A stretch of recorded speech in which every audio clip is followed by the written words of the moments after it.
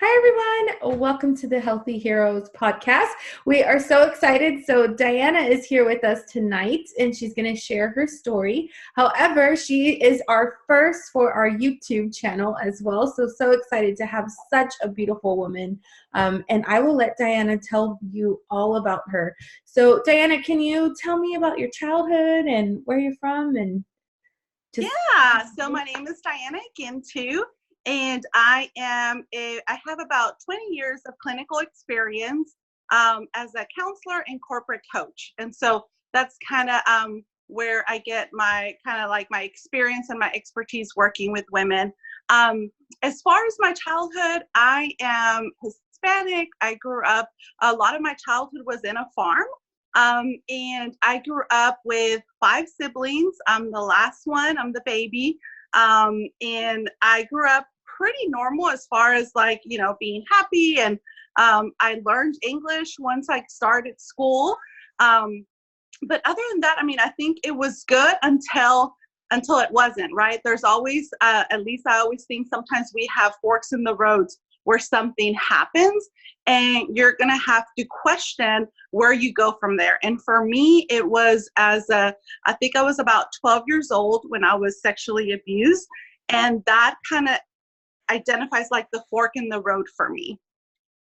Yeah, wow. That's a hard topic, and that's definitely something very vulnerable to share. Thank you so much for, I guess, opening up and sharing that with us.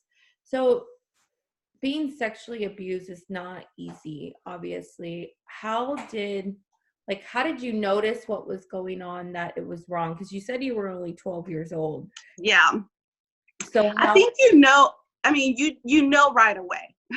You know right away, like this isn't supposed to be happening.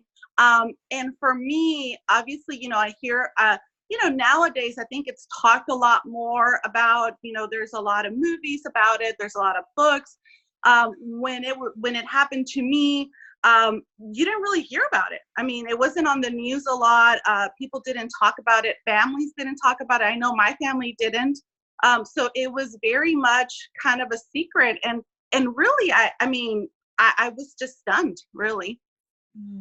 how did you start to take the healing process, or did you ever? For me, obviously, I know that there was like a lot of chaos, but to be honest, I think that back then I did a lot of just surviving, right? I just continued with my life as it was, with a big secret on my shoulders. It wasn't until maybe there was one time that I decided to go into the library and read about what had happened. At that point, I figured out what it was, right? There was a name for it. It was called sexual abuse, so I went into the library and I got a book, kind of just talking about it. And I was horrified because back then, and I wish I could remember the name of the book, but I don't. But back then, the books about sexual abuse were like this horrible statistics, that victims were going into like prostitution and doing drugs and promiscuity, and they were having trouble connecting with like relationships. And, the picture that this book kind of outlined for me was just, it was horrible. It was not a good picture. It was just like everything I'm going to go through because of this is horrible. So with the healing process, what are some of the steps that you took? So I know you mentioned that brought anxiety to you. So how did you cope with the anxiety going through the healing process of sexual abuse as well? How did you just cope with that?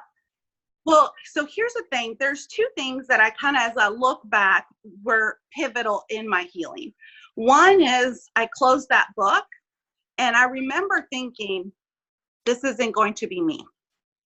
This is not going to be me. And so I made a choice. I didn't know I was making it then. So I want to let people know, like, it's not something that I had like this awareness about. It was more of, in that moment, I had choice A, right? The book was telling me all these things that were going to happen to me because of that, or B, and that was, do I want that to be my truth? And I didn't. And so I made a decision at that point that I would stay away from everything that book talked about, right? So I just was sure to make those choices. I was not perfect, but I just knew that I wasn't going to go that way, which is why I always say it was like the fork in the road. Mm-hmm. I could go that way, or I could choose, road B. And so I just was very intentional about it, even though it was not easy. It was not an easy road, but I think I always had it in the forefront, right? That I was not going to go that road. Now, the second thing, so choice is very important when you're looking at just healing and taking care of yourself, is making that choice to choose you, okay? The second one is that I became my strongest cheerleader. And what I mean by that is I had this exercise that I would do. And again, I didn't have awareness that it was like a counseling technique, an exercise. It was just something that felt good to me, that felt strong, and I did it. So I would talk to myself in the mirror when I got ready to school and stuff like that. And I would just tell myself, I will win. I will win this fight. And so I think that really helped develop my mindset of decision. Like, you can actually make things happen. So when I started to have anxiety, I think it was that disciplined mindset that I had kind of fostered during my healing process with my abuse that really was key in me healing from anxiety, because I realized that I had to go back to my mind. What could I do to heal myself, to help myself? And it was in here. Mm-hmm. That's so true. So you learned how to train your mindset and how to switch it. And when I was suffering with anxiety, I would feel like I was shaking and I was nervous, and I just couldn't calm down. And I had to talk to myself. I had to be like, you're okay, breathe, calm down. And when I would do that, it would start to fade. So totally agree with you with the mindset change and, everything that you did. Now, you mentioned that there was a fork in the road, right? Two decisions. And I think you hit it like right on, like regardless if whatever you're going through, there's always that fork in the road. Like, am I going to cope this way, which is the negative way? Like, you could have turned to drugs, you could have turned to, alcohol abuse, but instead of, turning that way, you turned into feeding your mindset and developing that. So I think that that's huge for everybody to hear, regardless, because of whatever you're going to go through, because that's how life is. And you always have that main fork in the road that which way am I going to go? And for you, you knew where, A was going to end up because you read about it. And, right. But B was your better option because you knew where that would take you to. So love how you said that, and definitely appreciate you sharing that. So when I was reading your bio, so you went through the sexual abuse, and then after your pregnancy, you went through postpartum depression, you mentioned. How did you notice that? I think women that go through postpartum, I don't think it's something that we notice right away when we're going through it. How did you come to notice that that's what was happening? So, I think it's important to say that healing from sexual abuse is a lifelong journey, right? And I always tell people that we have things that will trigger, right? Will trigger something from your past, and you have to make the decision again. It's like every time there's going to be a fork in the road, and then you pick a road and you go along, and then guess what? You have to pick it again. There's another fork on the road that you have to make a decision. And that's kind of how I see my postpartum. To say that my pregnancy was hard, that's like an understatement. It was really, really hard. My mother-in-law was dying from cancer. I was sick the entire time of my pregnancy. And I had gained like 80 pounds. I had to quit my full-time job because I just couldn't work. I was so sick. So there was a lot of stuff that went in. And then I had a really hard delivery. So it was long and it was hard. So all that compacted, right? And then my history kind of like, you never forget stuff. And now here I am, a mom, and I feel broken. I just feel broken. But you know what? You have this little baby to take care of, right? And I think for a while, at least back then, this was about 16 years ago, again, something that there was a lot of shame about, feeling having postpartum. I think we've gone, we've moved the needle a little bit for sure. I think women are talking about it now. I think social media has helped that, right? Because more people can say their story. The more that come forth, it helps other people, right? But back then, I was a counselor and I was suffering from postpartum. And guess what? I did not want to admit it. I didn't. And so I just thought, as a new mom, I thought, this is just what it feels like to be a new mom. But I didn't know. So I think for me, the biggest thing now that I advocate for moms is talk to your friends, be honest when people say, how are you doing? Because I think that when people ask that, I just smiled and pretended. Remember, I kept a secret for a long time about my abuse. So if there was one thing I was good at, it was pretending that everything was okay. Yeah. And you know what? You hit home with me right now when you said that, because I was the same way, kind of like you. I had the worst pregnancy, like the worst. We had so much trouble trying to conceive. So I almost felt like bad. Like after I had the baby and I was like miserable, I was like you, I had gained over 120 pounds through my pregnancy. I was on bed rest. I was sick. Like I was not glowing. Like, I see moms and I'm like, wow, that was not me. Like, Yeah, I agree. the baby, I felt so bad because I knew that I was feeling these feelings. But after, going through miscarriages and just wanting this baby so bad, I felt like a bad mom going to my husband or my family and being like, I feel sad. Like, I feel sad. And then like everybody just like, what are you talking about? Like, you just had a baby. Like, this is what you wanted. And so I did it. I was like you. I kept it to myself. I didn't say anything. 16 months down the road, I was like, I just had like an emotional breakdown. Like one day with my husband, I was just in tears. I was crying. Like he couldn't calm me down. He was like, what is going on? And I was like, I'm so unhappy being a mom. And and it's just like, I couldn't even believe the words that came out of my mouth. Like I felt like a bad mom and a bad woman. And I was like, what is going on? And you said that when social media has definitely helped as far as moms knowing that we're not alone. And you telling your story lets me know that, I'm not alone. Other people have those feelings, and it's okay just because you have a baby right away that you're not the happiest person on earth.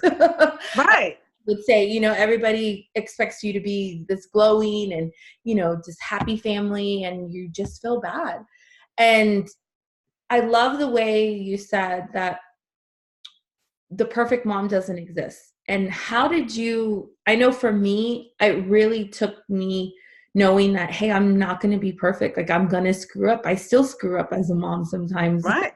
And but how did you learn how to be okay with not being that perfect mom? And I think that I sought help. I mean, that was like, once I came to the realization that I needed help, I got it. I was put on a low antidepressant for about 6 months. I talked to my friends. I was honest. Like my husband had no idea, right? Because like, I'm not even telling anyone that these feelings and thoughts, because there's so much shame, right? And so I just started to take care of myself. And here's the thing, this is why now and you follow me, I just preach and preach and preach the importance of self-care for women. Because when I started to take care of myself, okay, there was a transformation that happened because I started to listen to myself. I started to show up for me. What was important? What did I want to do, right? For me, it was returning back to work. That was like a very critical part for me because I just have always been like a healer, right? I want to help people, and that is how I get a lot of my cup filled, is by helping others. And so when I had shut that down, like I had said I couldn't work, now I'm a mom, there was like a disconnection, right? And so when I started connecting the pieces for me, guess what? I showed up more and more for my husband, for my son, and I was able to kind of climb out of that depression. So I always say to people, seek help and start taking care of yourself. That's awesome. And I know every time I turn on social media and when you share your self-help tips, I'm like, oh, I need to go do that. But it's just such a, it's so good to see women like you that are out there, sharing your story, but making a difference, like you don't even know. When I turn on my social media, what you post could be exactly what I needed to hear. Right.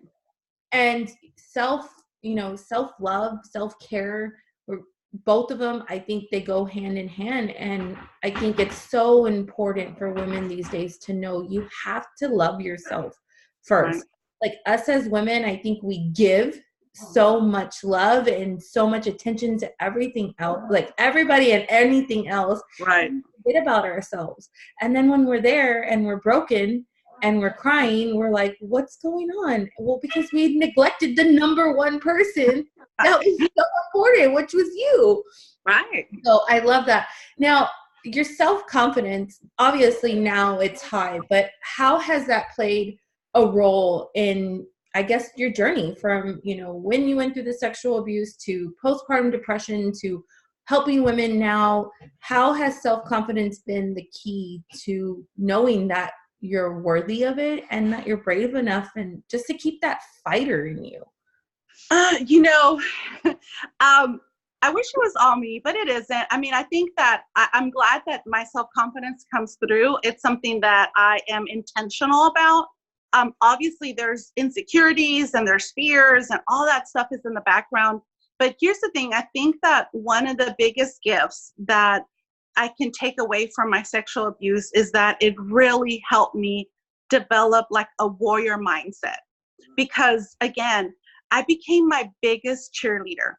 And I just would talk to myself all the time in the mirror of how I was going to have a good life. This was not the end.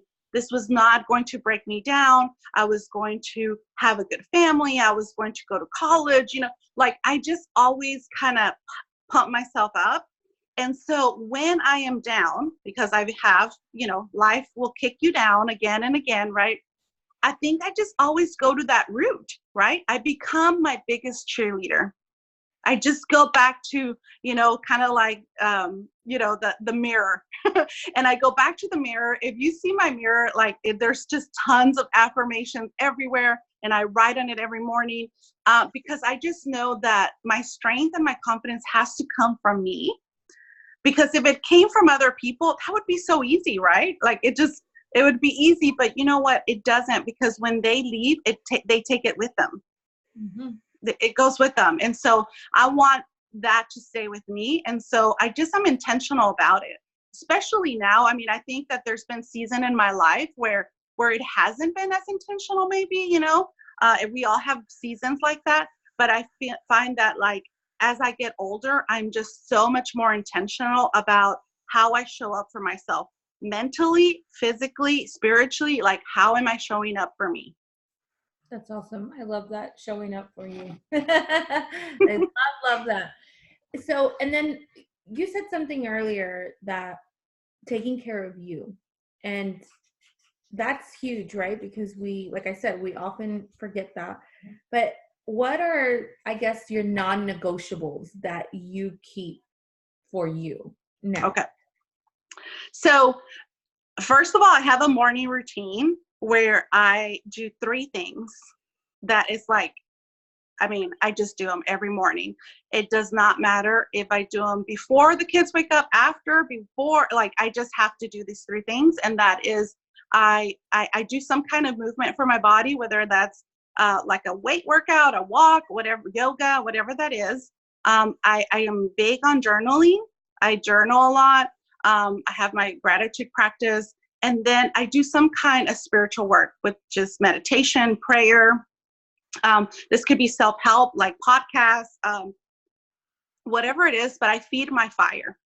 I have to feed my fire, because here's the thing, life is hard. There are things that are going to break you down. And guess what? None of us have a clean slate in our past.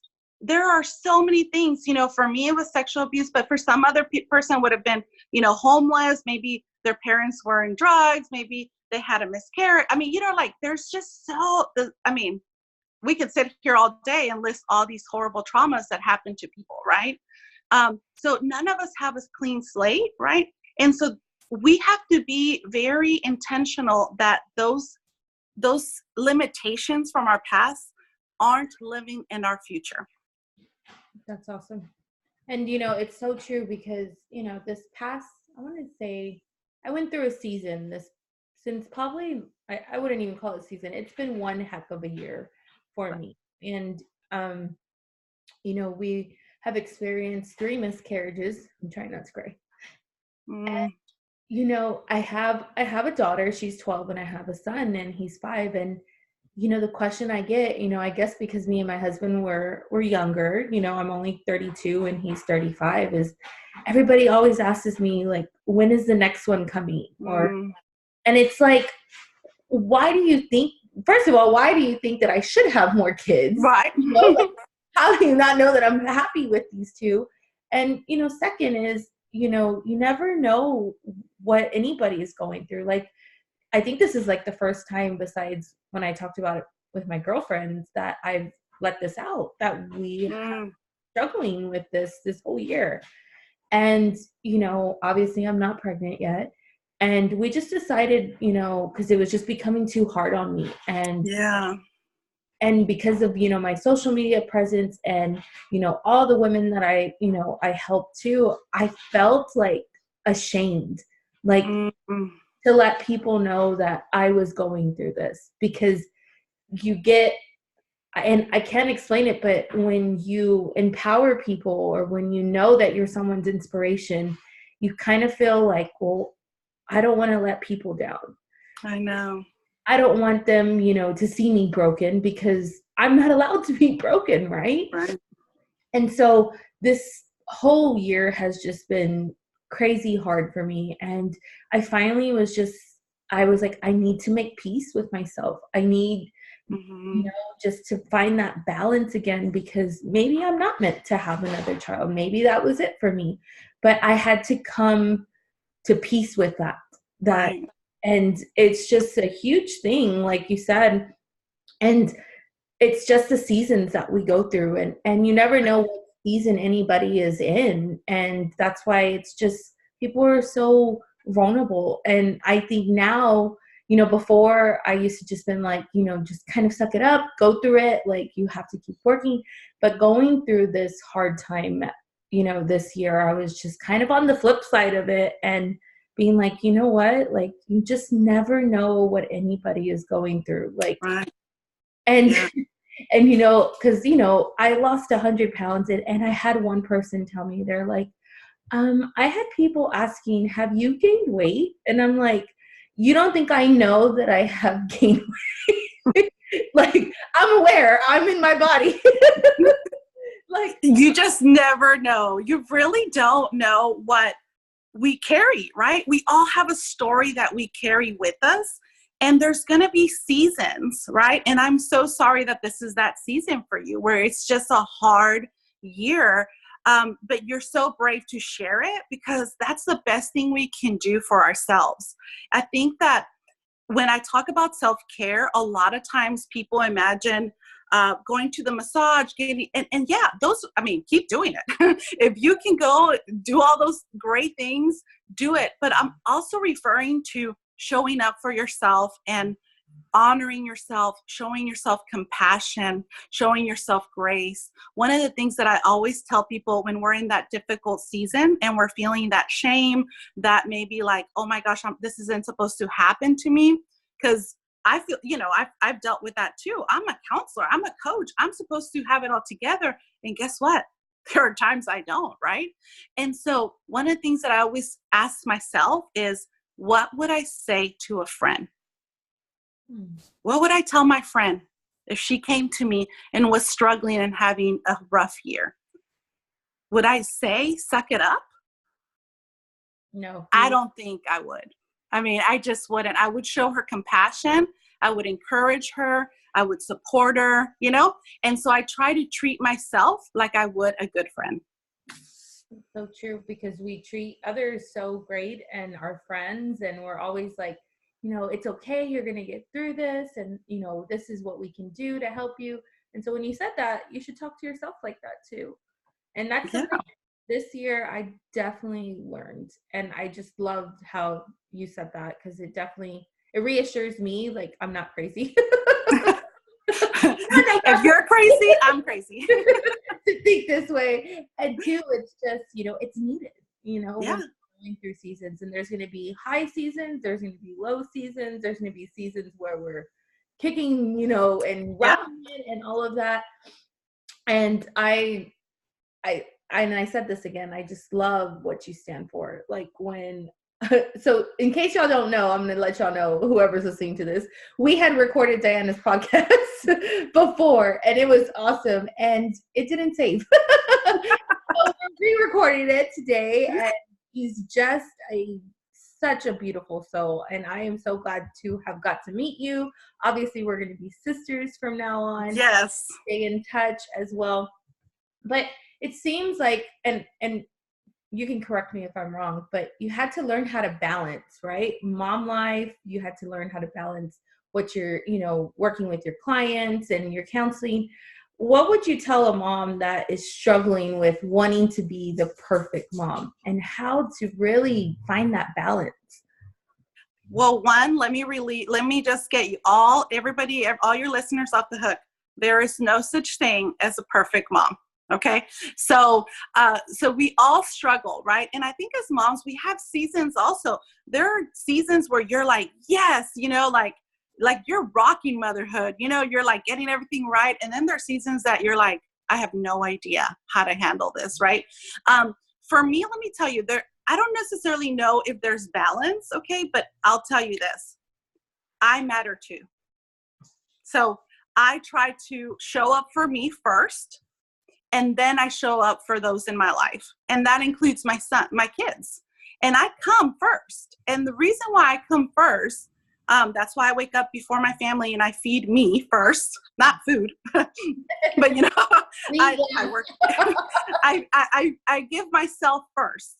And the reason why is because I don't want to feel resentful. I don't want to show up in my life empty and frustrated and overwhelmed. I work with so many moms that give to everybody but themselves. And you know what? They're breaking down inside. Okay. They look like they're functioning well, but inside they're struggling with anxiety, with depression, feeling very overwhelmed, burnout, because they're trying to be everything to everybody else except them. So the number one thing I would do if you want to start having balance, start showing up for you. That's awesome. I love that. I know. And I totally agree. Sometimes I'm rocking it with my kids, not forgetting anything. And then sometimes I forget that it's free dress day. And then I'm wearing uniform, and I'm like, well, I forgot.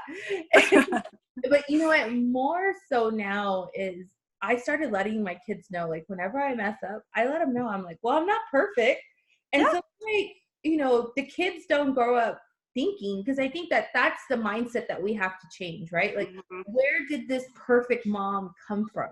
Like, you have to tell your kids, like, I'm not always going to get it right. I'm going to try when I don't get it right, I'm going to see what I can do to learn, but I still might not get it. I might not get it right till like the fourth or fifth time. I might never get it right. You might miss every single day. I'm just kidding. Right. But now, I used to feel like, well, I can't tell my kids that I messed up. But now I'm just like, yeah, I messed up. I forgot. And I'm sorry, I'm not perfect. So that way they don't grow up. And my daughter doesn't grow up feeling that someday she has to be the perfect one. Right. She needs to know, with grace, my mom messed up, but you know what? She also made, perfect lunch one day. And she remember that. But she has to know that, one, it's okay to fail. Because something that I think, and my grandmother, she's 77, and the older tradition was, mom have dinner ready and, clean and cook and do the laundry. And that's not how it is today. Like, sometimes, your husbands are doing the laundry or your kids are washing the dishes or something. So I think that mindset of the moms came from that older generation that Right. passed on to us. I grew up seeing my grandmother and my mom, they always had food on the table at a certain time. They were always cleaning, they were doing the wash. So I grew up in my mind thinking I have to be able to juggle all of that. Right. Yeah. Right now, I'll be honest with you, right now, my husband is folding laundry. Laundry hasn't been done in a whole week.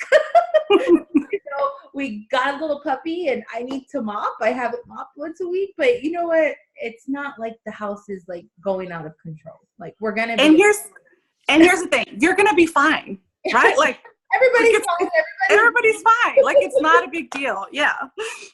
So I know you mentioned you're a coach. So now that, you're sharing your story and you're helping people, what has your passion? I know you're in counseling, but what is your passion now? I know you mentioned that you help people, but how would you say that you help people, and what do you do for a side hustle or just to fill your cup? Because you said that it helps you fill your cup.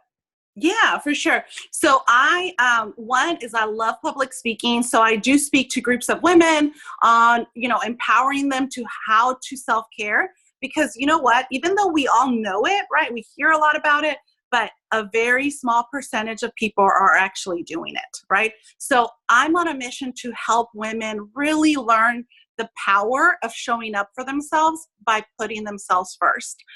So I do speaking, and I have some private coaching clients.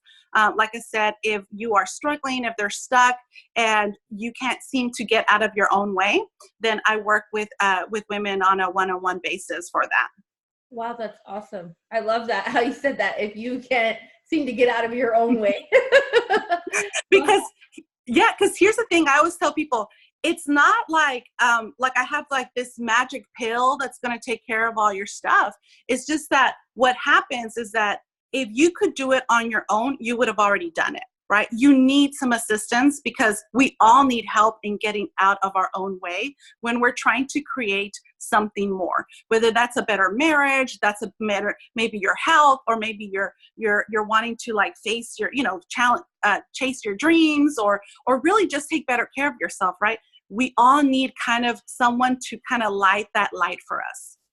That's so true. And, I think often, sometimes you just need someone that's not like your friend. Right. Yeah.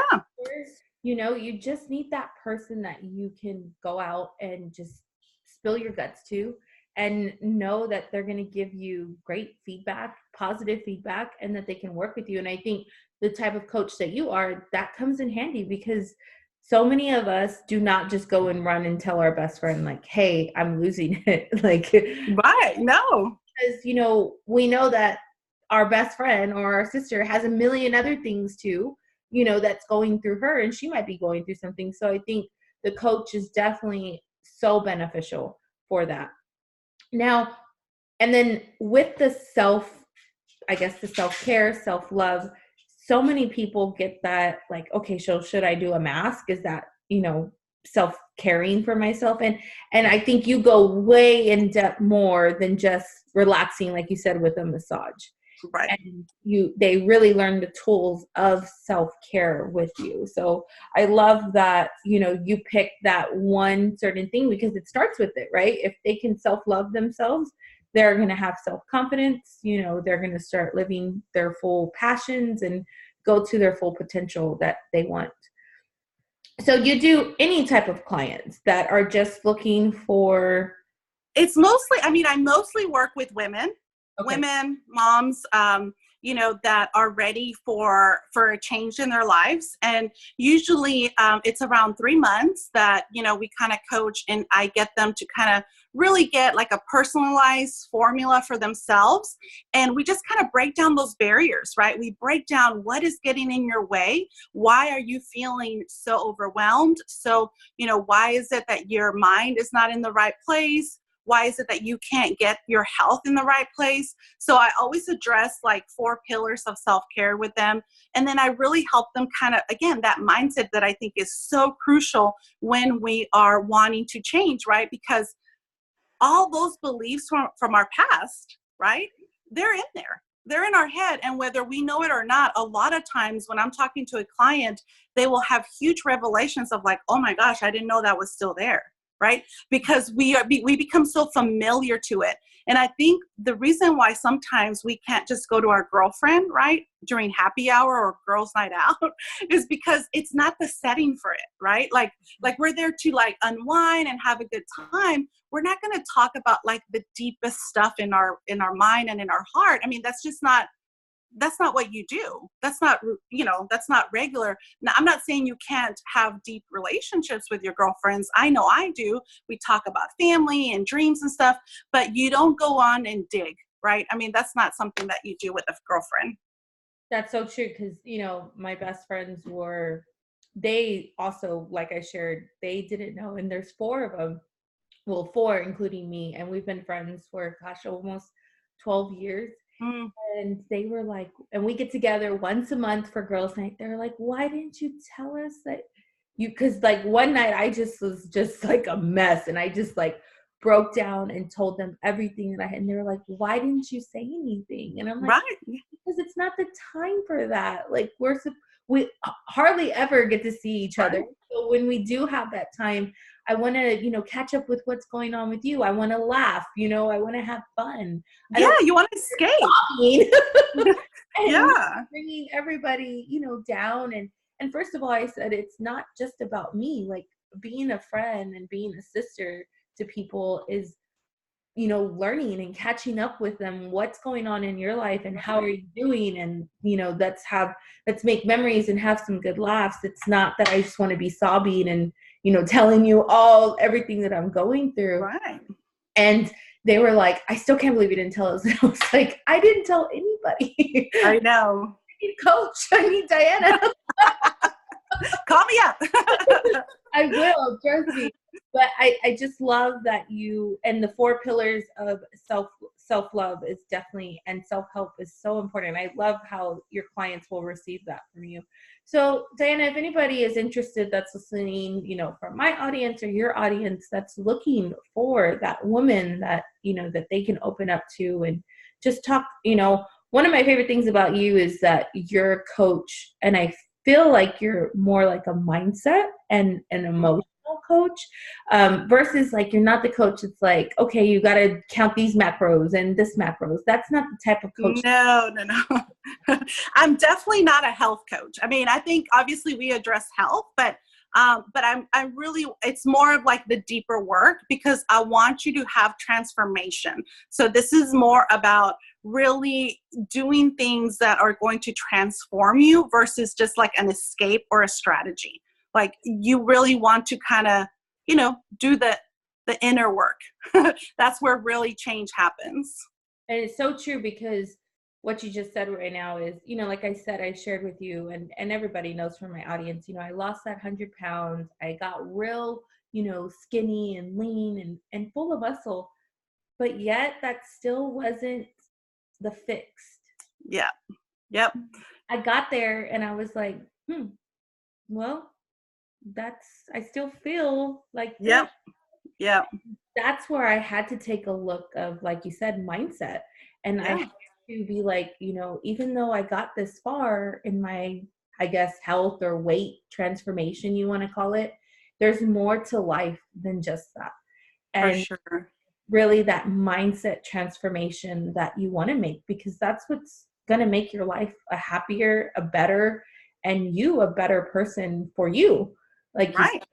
And, I think so many of us get caught up. I know I did, and I'm guilty of it. We get caught up in, the trends and, I need to look this way and that way. And that was one thing that I told my husband. I have come to terms that I might not be the perfect girl with abs, but if I have love for myself and I can be confident in the clothes that I wear and, just when I talk to people, that's what matters. I don't want to be like fake. You know, Yeah. I told him that I don't want to be fake. Like, I want the things that are coming out of my mouth and that I'm preaching to people to be real. Right. That was when, I went to work on my mindset. And just like you, every morning too, I'm up before my family, listening to a podcast or reading a Right. book, or, and I have a bunch of stickies too in my mirror.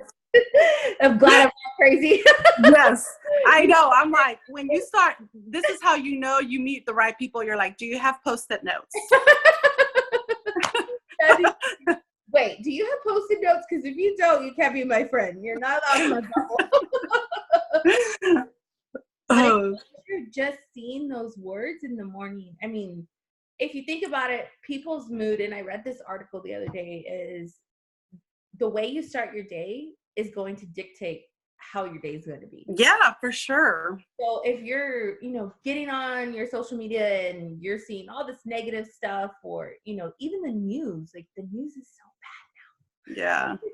like, it's so negative. So if you start your day like that, well, of course, it's not, you're not going to be like the jolliest person to say good morning to. Like, you're gonna be like, good morning.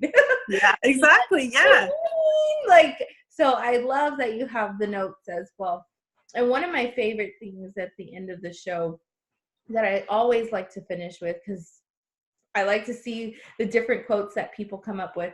But what is your favorite inspirational quote? And I know you have a lot of them. But if you had to pick one or two, what is one that when you're feeling low or when something could take over your mindset that you repeat to yourself? So, I don't necessarily, yes, I love quotes, and I wish I could read them all to you because I love quotes, but I use a mantra. And I think, it's funny how you say, like, our first recording didn't save and here we are. But what was the first thing I said was like, everything happens perfectly.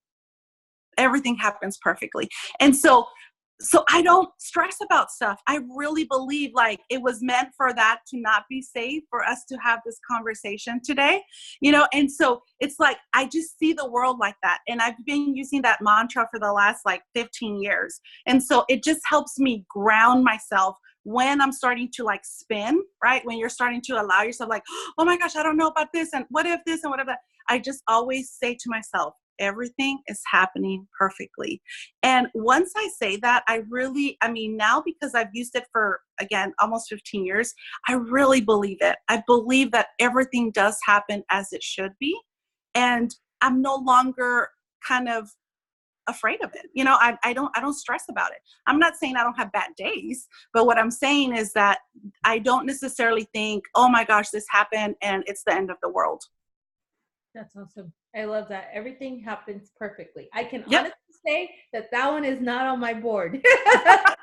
So I will go write it and I'll put your name underneath it. So I remember, because, people always say it happens for a reason. You hear that, but everything happens perfectly. And that's so true. Yep. Look, with this recording, I was like, well, it so happens, I was like, she'll be my first to do the YouTube. Because we went back and forth, are we going to start a YouTube channel? Should we?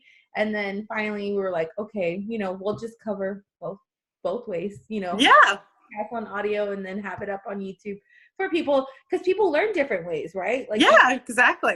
Some people like to see people talk, like, let's just say they like to see us talking, and they'll hear that key thing that's like, wow, I need to hear that. Or some people could listen to it on audio and be like, that's perfect. So Right.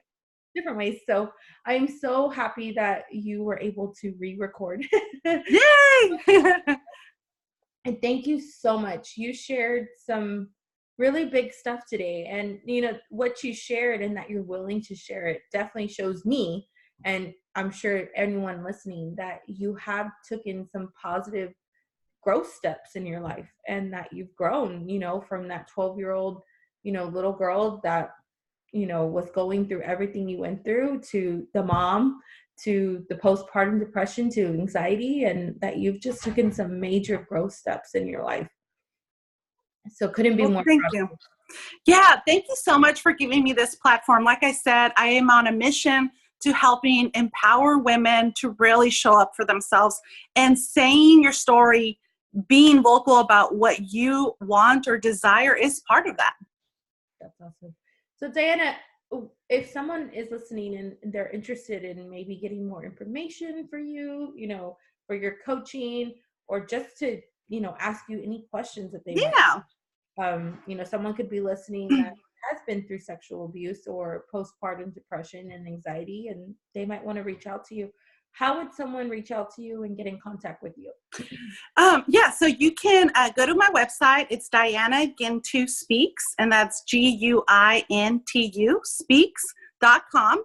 And you can go in there. There's my contact information. You can follow me on Facebook at Diana Guintu. You can follow me on Instagram at DianaG_speaks. So I have, you can send me private messages. My contact information is on my website if you want to go in there and download. I do have a free ebook. So if they want to go and download a free ebook on self-care, the 4 pillars of self-care, they can go in there and get on my mailing list. That's awesome. I'm going to go do that right now too. I should have done it already. Yeah, go for it. That you have that ebook. That's amazing. So if you like the ebook and you're listening, get in contact with her. But that's awesome. So you can kind of get a feel for, your work and your vision. If you didn't already, she has an awesome vision, very passionate, and she's a wonderful person. But you could definitely get the ebook and get the full details as what's coming from her coaching. Great. That's awesome. Well, thank you so much for sharing with us, Diana, tonight. And I thank you very much. And I just ask you to keep doing what you're doing, because there's times where I turn on social media and I'm just like, oh, I needed to hear that. Well, thank you. Yeah, thank you so much for having me. Copy and paste that. That's great content. I'm glad to hear. And thank you so much for giving me this platform and for being so vulnerable. I know that, this is what it's about, talking to other people and being vulnerable and being yourself, so we can stop kind of with all those expectations that are unrealistic about ourselves. Thank you. And thank you for listening, and just being there for me too. Felt good. And definitely happy to have someone like you in my life. Great. Well, thank you so much. You're welcome. To all the audience listening, we will add all of the Diana's handles and her website when we launch the podcast too. So that way you can just click and you can go to her if that's what you feel your heart is calling for you. But once again, I'd like to remind you that she's a very different coach. I can see that. And it's just amazing, all the work that you're doing and helping so many people. Thank you. You're welcome. Bye, guys.